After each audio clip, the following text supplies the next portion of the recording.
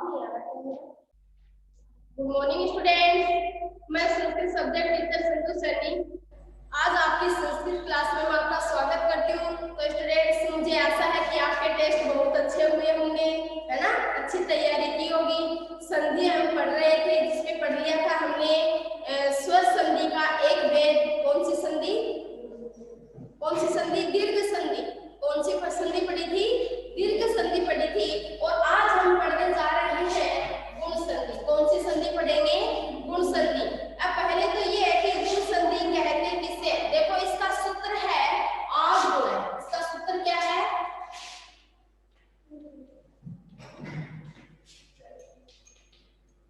आग गुण है।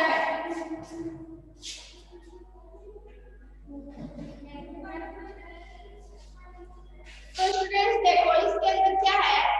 इसका आग गुण है, यानी ए या आ के बाद, ए या आ के बाद ई या ई आए, या फिर क्या है? ऊ या ह्रस्व ऊ या दीर्घ ऊ आए। यानी प्रथम पद के अंत में ए या आ में से कोई सा भी वर्ण हो और दूसरे पद के आरंभ में ई या फिर ऊ या फिर क्या है? री आए ए आ के बाद में, तो क्या हो जाएगा? तो क्या हो जाएगा? ए आ के बाद में अगर ई आए तो ई का एक हो जाएगा। ध्यान से देखना एक बार। अगर ए आ के बाद में ऊ आए तो उसका क्या हो जाएगा? ओ हो जाएगा। ए आ के बाद में अगर री आए तो उसका क्या हो जाएगा? अर हो जाएगा। ठीक है। ए आ के बाद में अगर री आए तो उसका क्या हो जाएगा? ल हो जाएगा। यानी प्रथम पद के आरंभ में ए या आ में से कोई सा भी वर्ण हो अथवा ई या ई में से कोई सा वर्ण हो, री या लरी आए तो ई का ए, ऊ का ओ, री का अर और लरी का क्या हो जाता है? अल आदेश हो जाता है। री का क्या हो जाता है? अल आदेश हो जाता है। तो देखो, छोटा सा सूत्र है, परिभाषा इतनी बड़ी लिखोगे। यहाँ मैं सीधी सी बता रही हूँ कि प्रथम पद दो पद होते हैं ना, ये तो हमने पढ़ लिया था। इधर से आ जाओ अगर आपको दिखाई नहीं देता है। ये वेद सामने बता लो, इधर दिखाई दे रहा है? इधर आ जाओ। तो फिर ऐसे कैसे बैठे हो? प्रथम पद दो पद होते हैं, ठीक है। एक पद ये होता है और दूसरा पद ये होता है, ठीक है। प्रथम पद जैसे मैंने बताया था पहले, जैसे हिमालय है, जैसे क्या है? हिमालय है ना। हिमालय तो एक पद है, ठीक है। ये तो है संधि युक्त पद, मिले हुए हैं। ये तो संधि यानी मिलना, मिले हुए हैं। अब हम करेंगे इसका विच्छेद। विच्छेद यानी टुकड़े करेंगे, है ना। इनको दो भागों में बांट देंगे, लेकिन बांटेंगे कहां से? क्योंकि टुकड़ा यहां से होगा, है ना। माँ का टुकड़ा होगा, ठीक है। तो ये एक तो बच जाएगा, मैं में से क्या निकल जाएगा? हाँ, तो हो गया ना। तो प्रथम ये दो टुकड़े हो गए, तो ये तो हो गया हिम। हिम हो गया ना। हिम प्लस आलय, प्लस आलय।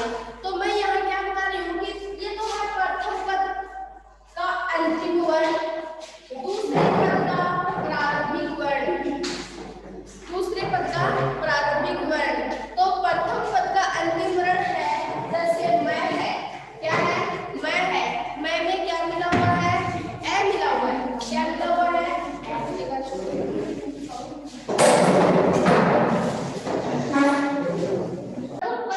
एक होता है प्रथम पद, ये होता है दूसरा पद। ध्यान से देखना, लिखना बाद में मत लो ना, तब लिख लेना।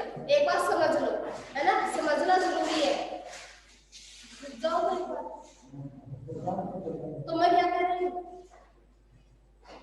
प्रथम पद है, ये दूसरा पद है ना। तो प्रथम पद का अंतिम वर्ण मैं है। स्वर और व्यंजन मिले हुए हैं। व्यंजन में क्या मिला हुआ? स्वर मिला हुआ है, इसीलिए ये क्या है? पूरा है। पूरा है ना। मैं में ए मिला हुआ है, आगे है स्वर है। स्वर संधि हम पढ़ रहे हैं, तो स्वर संधि किसे कहते हैं? यानी स्वर का स्वर से मेल होगा तभी क्या होगी? स्वर संधि होगी, ठीक है, ये भी था स्वर का स्वर से मेल होगा, तो यहाँ पर ए स्वर है, मैं में क्या मिला हुआ है, ए मिला हुआ है। ठीक है, आगे भी क्या है, आ है ना। प्रथम पद के अंत में ए या आ में से कोई भी वर्ण हो और दूसरे पद के अंत में भी ए या आ में से कोई सा भी वर्ण हो तो क्या बनता है, आ बनता है। तो इसमें कौन सी संधि हुई, दीर्घ संधि हुई, ये मैंने आपको बता दी थी, दीर्घ संधि। ठीक है, चाहे ए आ हो, चाहे ई हो, चाहे ऊ हो, चाहे री हो, लेकिन दीर्घ ही होगा। पहचान ये है कि चाहे ई की मात्रा होगी तो दीर्घ होगी, ऊ की मात्रा होगी तो दीर्घ होगी, री की मात्रा होगी तो दीर्घ होगी। तो वो कौन सी संधि होगी, दीर्घ संधि होगी। दीर्घ संधि की पहचान ये है कि प्रथम पद का अंतिम वर्ण और दूसरे पद का आरंभिक वर्ण, दोनों वर्ण कैसे होते हैं, समान होते हैं। प्रथम पद का अंतिम और दूसरे पद का आरंभिक वर्ण दोनों समान होंगे तो वहां कौन सी संधि होगी, दीर्घ संधि होगी। क्लियर। दीर्घ स्वर संधि में दोनों पदों में, मतलब प्रथम पद का अंतिम और दूसरे पद का प्रारंभिक वर्ण या ए या आ में से मतलब सेम है ना, तो दोनों वर्ण कैसे होंगे, समान होंगे। तो वो कौन सी संधि होगी, दीर्घ संधि होगी। संधि के दो टुकड़े करेंगे, तो प्रथम पद का अंतिम वर्ण में क्या हो, हम अब पढ़ रहे हैं कौन सी संधि, गुण संधि। गुण संधि का सूत्र है आद गुण है। ठीक है, तो प्रथम पद के अंत में देखो, मैं परिभाषा ना लिखवा के आपको शॉर्ट में बता रही हूँ। प्रथम पद का अंतिम वर्ण ए या आ में से कोई सा भी वर्ण हो। ठीक है, दूसरे पद का आरंभिक, आरंभिक जान गए ना, दूसरे पद का प्रारंभिक वर्ण है ई आए, अगर उस आ की जगह अगर ई आए तो क्या हो जाएगा, ए, ऊ आए तो ओ, ली आए तो अल, ली आए तो अल आदेश हो जाएगा। समझ में आ गई। प्रथम पद का अंतिम वर्ण ए या आ में से कोई सा भी वर्ण हो, यानी प्रथम पद का अंतिम वर्ण तो ए या आ ही होगा, है ना।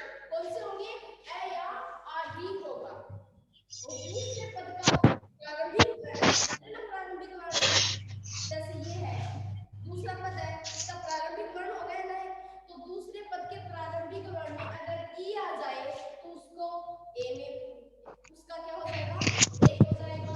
ऊ आ जाए तो उसका ओ हो जाएगा।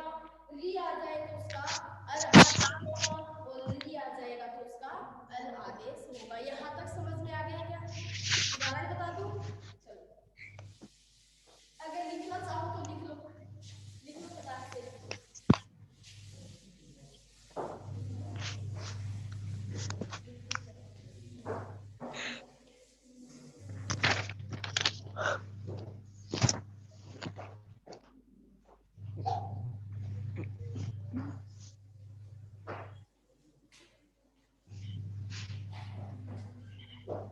जल्दी लिखो।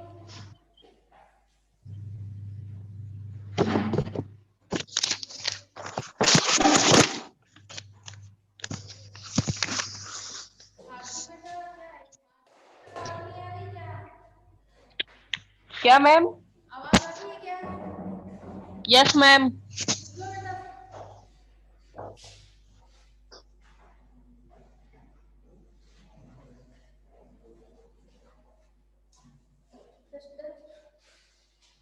लिख लो बेटा।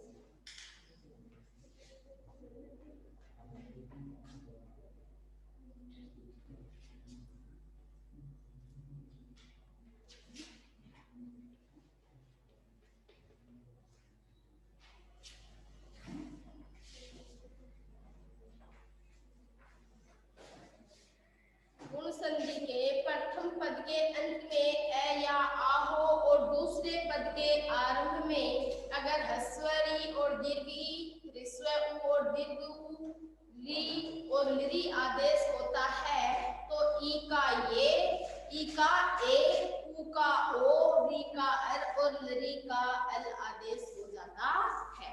लिख लिया क्या,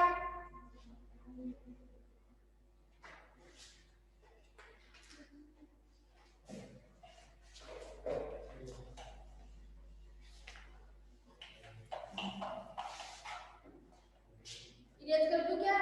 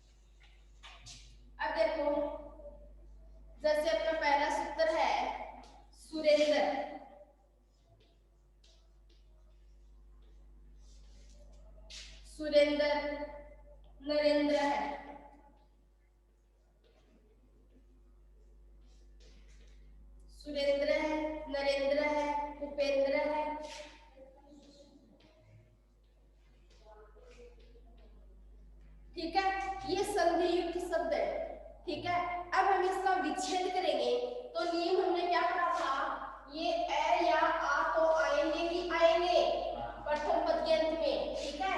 इसके बाद ई ऋस्व ई या दीर्घ री, ऋस्व उ या दीर्घ उ, और री और ली, इन चार वर्णों में से कोई सा भी वर्ण आए, ठीक है, तो ई का तो क्या हो जाएगा ए, उ का क्या हो जाएगा ओ, री का क्या हो जाएगा अल, और ली का क्या हो जाएगा अल आदेश हो जाएगा।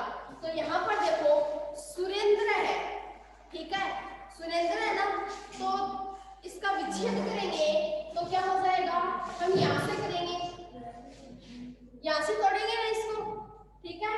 तो इसका विच्छेद क्या हो जाएगा, सुर प्लस यहाँ पर अगर ए हुआ है, ध्यान से देखना, अगर इसमें ए हुआ है तो इससे पहले क्या था ई था, इससे पहले क्या था ई था, तो यहाँ पर क्या हो जाएगा इंद्र है, क्या हो जाएगा इंद्र है। समझ में आया। अब ये प्रथम पद हो गया, ठीक है।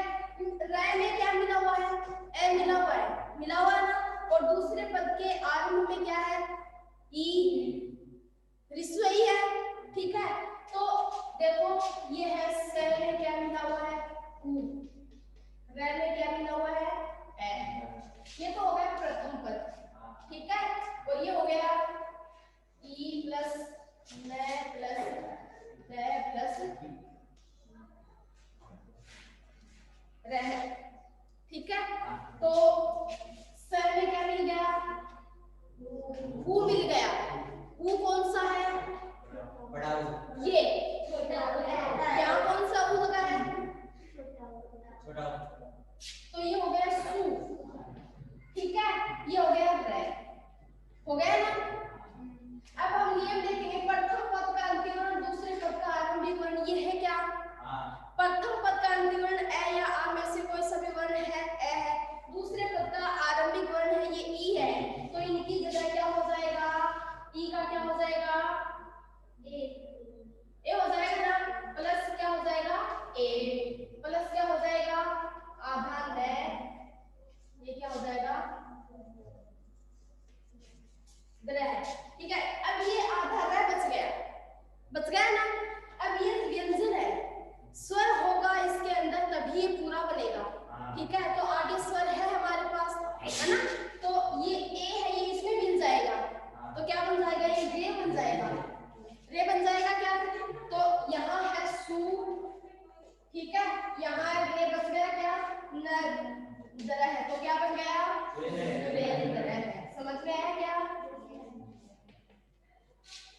समझ में आया, यानी प्रथम पद और अंतिम वर्ण का मतलब समझ लेना, बस संधि आ गई।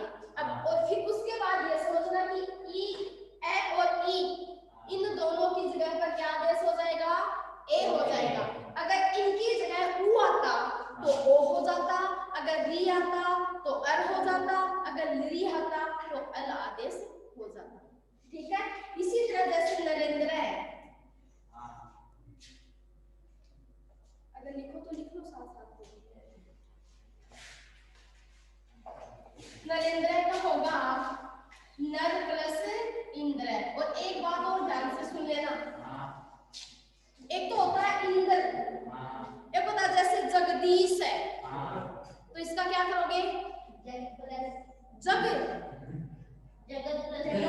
जगत प्लस इस, जगत यानी होता है संसार, जगत यानी क्या होता है संसार, रेवाची पढ़े, जगत यानी होता है संसार, ईश यानी क्या होता है ईश्वर, ईश यानी क्या होता है ईश्वर, यानी जो संसार का ईश्वर है वो कौन है जगदीश, ठीक है। जगत का है जो ईश्वर, संसार का है जो ईश्वर, ठीक है। तो ईश एक तो है इंद्र, ध्यान से देखना, एक तो है इंद्र और एक है ईश,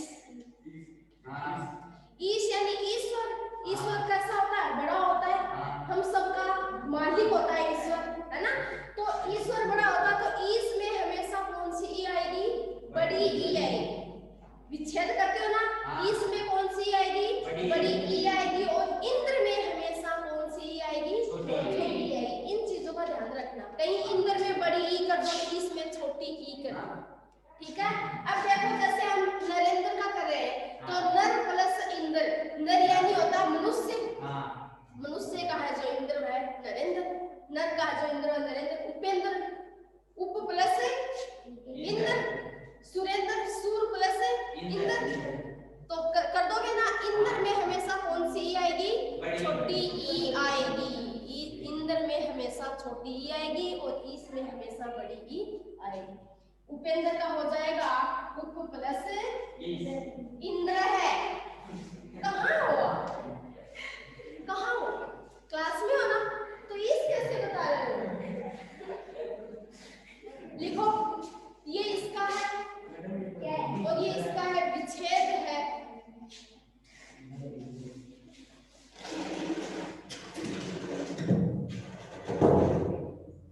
कितना है? Yes, ma'am. Yes, ma'am.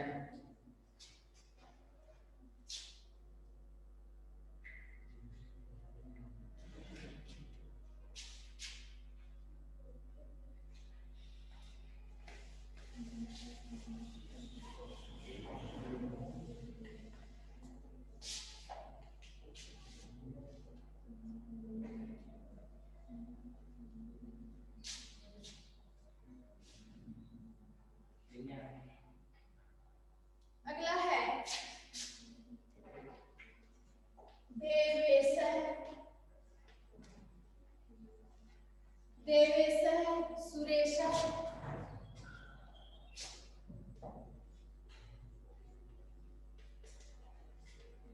Mahesh है,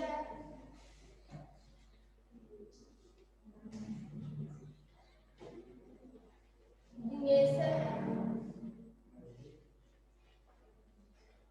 रमेश है। ठीक है, इसमें क्या आना है, बड़ी, क्या बड़ी, ईस नहीं आ रहा क्या, ईस आ रहा ना, पीछे हम इससे यहाँ से करेंगे टुकड़े, हम इसके करेंगे। देखो गुण संधि की एक पहचान है जिससे मतलब ये जो सिरो रेखा ना, यानी ये एक पद है, यानी इस सिरो रेखा यानी इसके ऊपर से खींची गई रेखा, इसको सिरो रेखा बोलते हैं, है ना।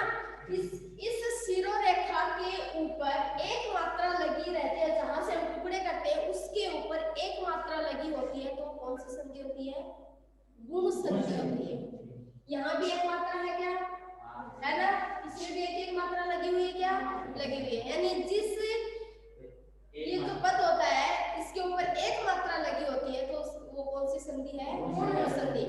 अब हम करेंगे, क्या करेंगे, देव प्लस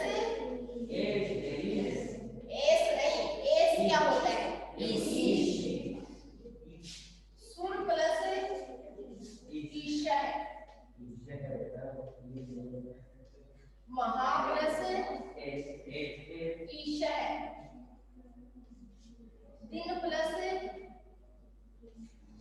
ईशा है,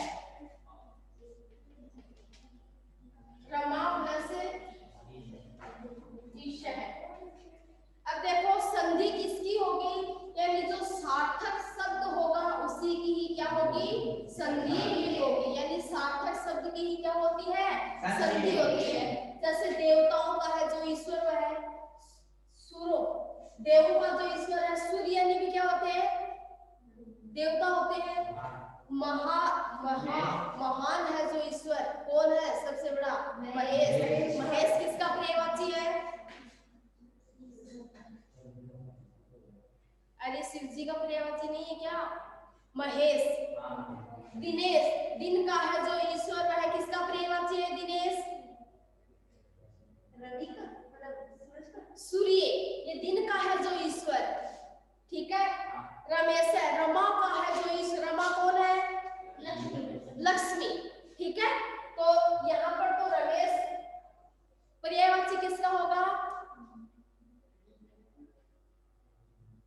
लक्ष्मी का ईश्वर कौन है, अरे विष्णु नहीं होता क्या, पर्यायवाची याद नहीं है आपके, तो कर लेना, करो फटाक से, हो गया।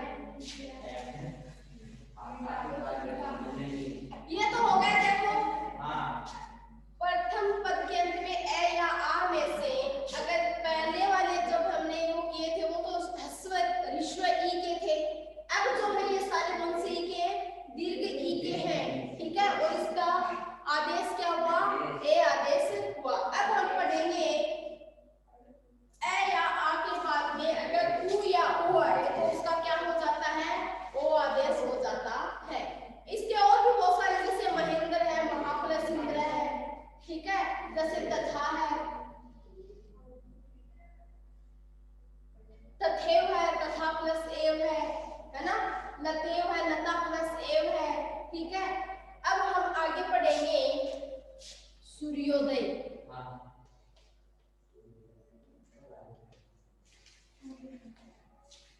सूर्योदय और बताओ, परोपकार है, परोपकार है। और इससे आगे क्या होगा, हितोपदेश है,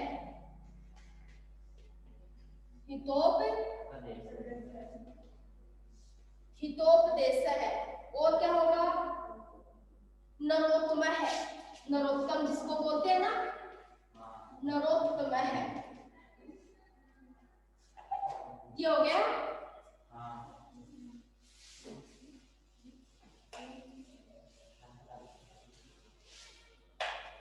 अब देखो हम पढ़ रहे हैं, प्रथम पद के अंत में ए या आ में से कोई सा भी वर्ण आए और दूसरे पद के आरंभ में उ या उ में से कोई सा भी वर्ण आए तो उसका ओ आदेश हो जाता है, ओ आदेश हो जाता है। मैंने आपको पहचान बताई थी कि जहां से हम टुकड़े करेंगे उसके ऊपर एक मात्रा होगी, उसके ऊपर कितनी मात्राएं होंगी, एक मात्रा। अगर दो मात्रा हो जाए तो वो कौन सी संधि हो जाएगी,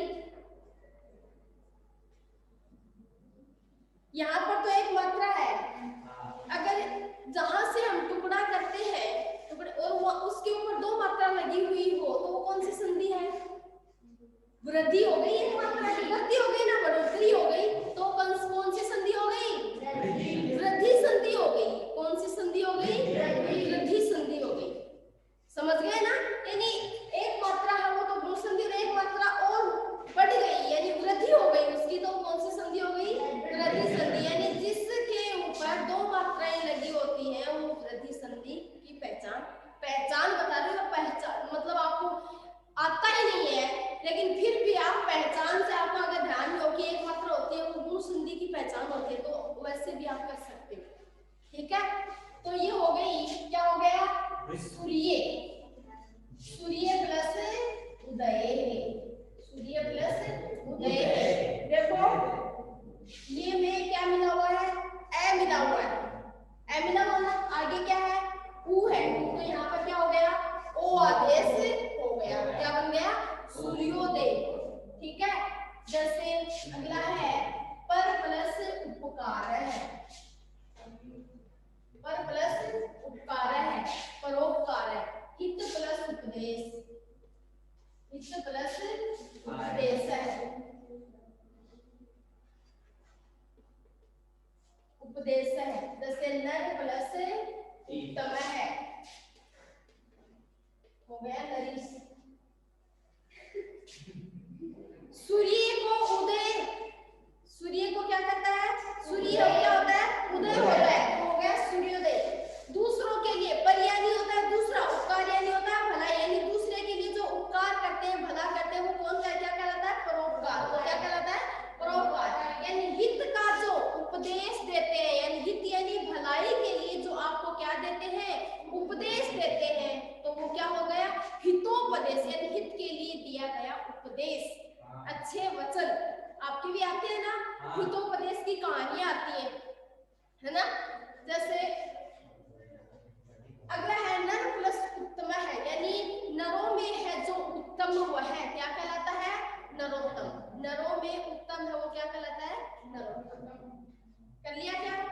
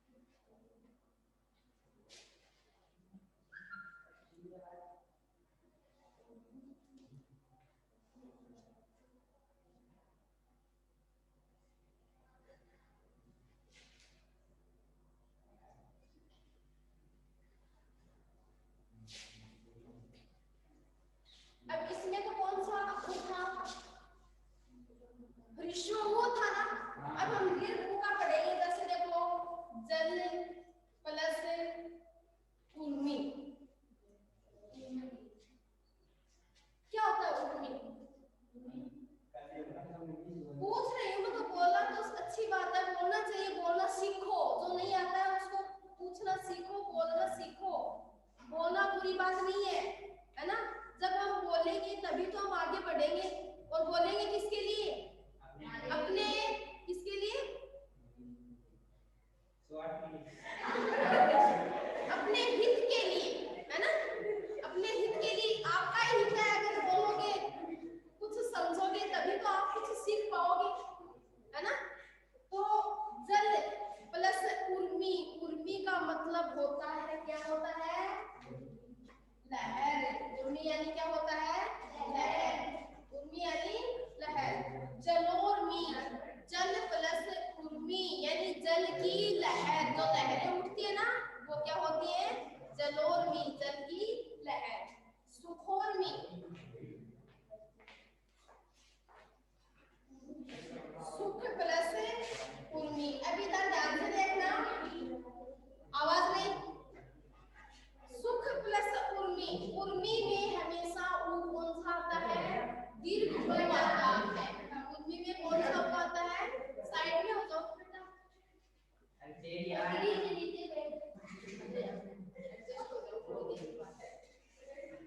सुखोर्मी। महोत्सव है, महा प्लस उत्सव है।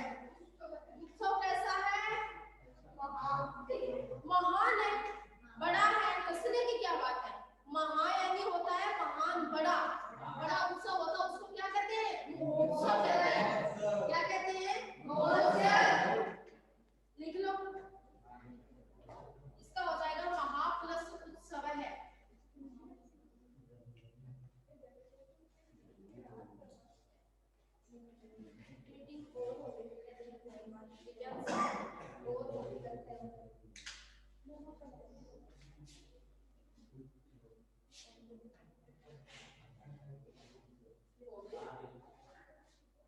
आ में से कोई सा वर्ण हो और दूसरे पद के आगम में ई या ई में से कोई सा भी वर्ण हो तो इसका ए आदेश हो जाता है। प्रथम पद के अंत में ए या आ हो और दूसरे पद के आगम में उ या उ हो तो उसका ओ आदेश हो जाता है। प्रथम पद के अंत में तो ए या आ ही होंगे, लेकिन दूसरे पद के आरंभ में अगर री हो तो उसका अर आदेश हो जाता है। आप भी नोट कर लो, अगर प्रथम पद के अंत में ए या आ हो, अंतिम पद के दूसरे पद के आगम में अगर लिरी हो तो उसका अल आदेश हो जाता है। तो वो कौन सी संधि होती है? गुण संधि होती है। कौन सी संधि होती है? गुण संधि होती है।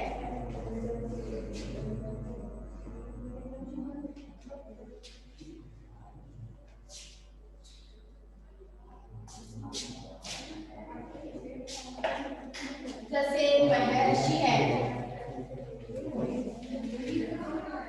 महर्षि है, सप्तऋषि है।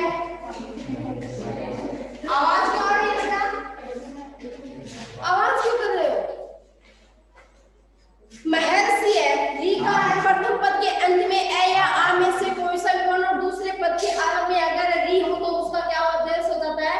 अर आदेश हो जाता है। एक बार ध्यान से देखना, इसका हो गया महा प्लस ऋषि, महा प्लस ऋषि, तो क्या हो गया?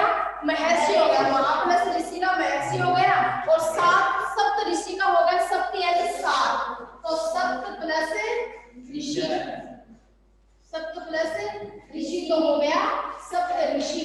तो देखो महा प्रथम पद के अंत में आ है, ए या आ में से एक वर्ण है, दूसरे पद के आरंभ में री है, तो इस री का क्या हो गया? अर आदेश हो गया। तो देखो एक बार इधर यहाँ पर मैं आपको इस क्षेत्र के समझा देती हूँ।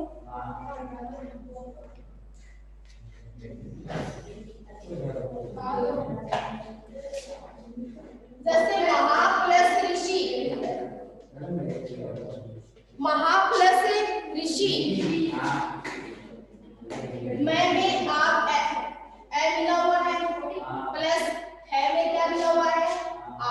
ये तो हो गया प्रथम पद, ठीक है। री प्लस ऋषि हो गया, स में छोटी ई मिली हुई है, ठीक है।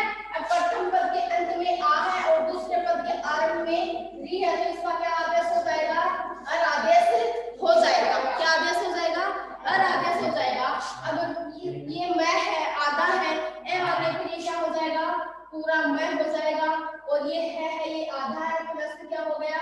अर हो गया, अर प्लस शी, ठीक है। अब ये है आधा है,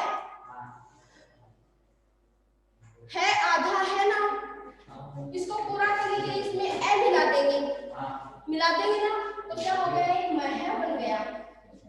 अब ये रह आधा रह गया, अब आधा रह है वो अपने से अगले वाले के ऊपर चला जाता है, चला जाता है ना, तो ये हो गया सी बच गया, तो इससे आगे हो गया, तो क्या बन गया, महर्षि। इसी तरह यानी री का क्या आदेश हुआ यहाँ पर, अर आदेश हुआ। इसी तरह सप्त प्लस ऋषि, यही ऋषि है, ठीक है, तय में ए मिला हुआ है, ए के बाद में री आया है, तो क्या आदेश हो गया, री आदेश हो गया, ये हो गया महर्षि और सप्त ऋषि। समझ में आ गया क्या?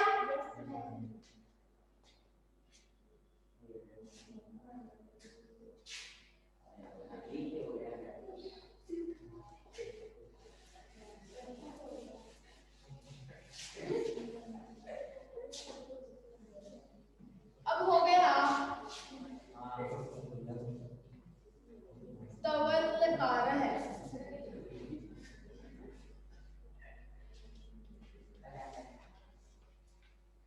तवलकार है, ठीक है, तो इसका क्या हो जाएगा,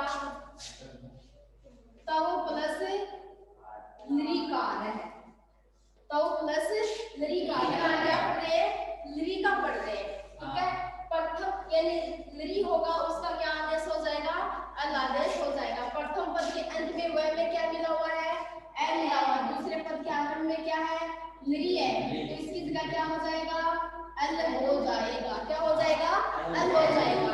तो यहाँ पर तय है, ठीक है, ये आधा हो गया ना, प्लस अल हो गया, प्लस कार्य हो गया, हो गया ना। अब ये वह है, ये इसमें आ गया, वह में ए आ गया, तो ये क्या बन गया, तब बन गया, ठीक है। अब ये ले आधा बच गया, तो ये ले आधा ही रहेगा, तो क्या बन गया, तवल लिखा है, तवल री का लृ का अल आदेश हो गया। समझ में आया ना, लृ का अल कैसे होता है, जैसे मम प्लस लृकार है, मम प्लस लृकार है, तो इसका क्या हो गया, मम प्लस लृकार है, तो क्या हो जाएगा, क्या हो जाएगा, अरे मम ये तो है ही, है ना, लृ का अल शेष रहेगा, अल यानी इस में ये ए मिल जाएगा, ल है ये आधा रह गया, आधा रह गया ना, बच गया कार, यू का यू बच गया, तो क्या हो जाएगा, ममलकार है, ठीक है। तो आज अपनी ये गुण संधि है ये कंप्लीट हो गई। चारों सूत्र के अकॉर्डिंग हमने इनके चारों के क्या कर दिए, व्याख्या कर दिया, आपको समझा दिया है, और जो भी बात नहीं समझ में आए वो कल वाली क्लास में आप पूछ सकते हो, ठीक है।